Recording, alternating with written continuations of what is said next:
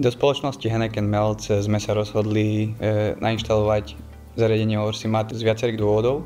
Prvý dôvod je ten, že spoločnosť je za automatizáciu a sme takisto za zjednodušenie procesov. No a takisto nás zaujala aj cena, jednotlivé položky, produkty a samotné podmienky.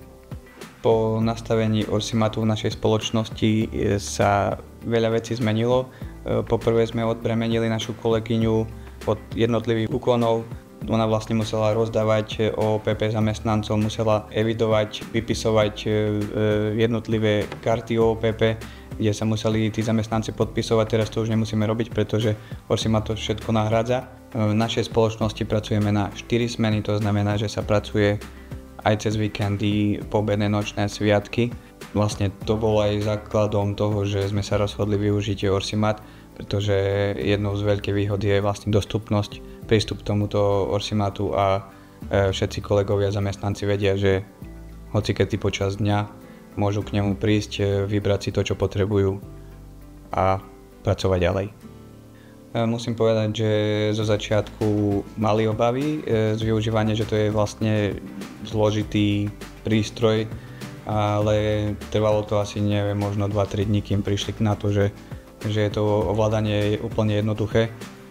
Zvykli si na to a oceňujú ten prístup k tomu Orsimatu. Jednou z výhod využívania Orsimatu je čipový systém, ktorý slúži na to, aby sa daný zamestnanec, dá sa povedať, podpísal tým čipom, ktorý priloží k Orsimatu a súhlasí s tým, že danú položku si vybral.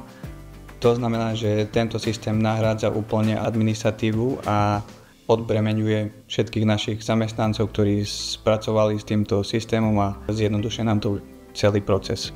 Inštaláciou Orsimatu sme prišli na to, že vieme ušetriť peniaze vo firme. To znamená, že znížili sa nám náklady na jednotlivé OOPP. Aktuálne disponujeme pravidelnými reportami o použitých množstvách každého zamestnanca. Toto nám odzrkadlilo zníženie nákladov v spoločnosti.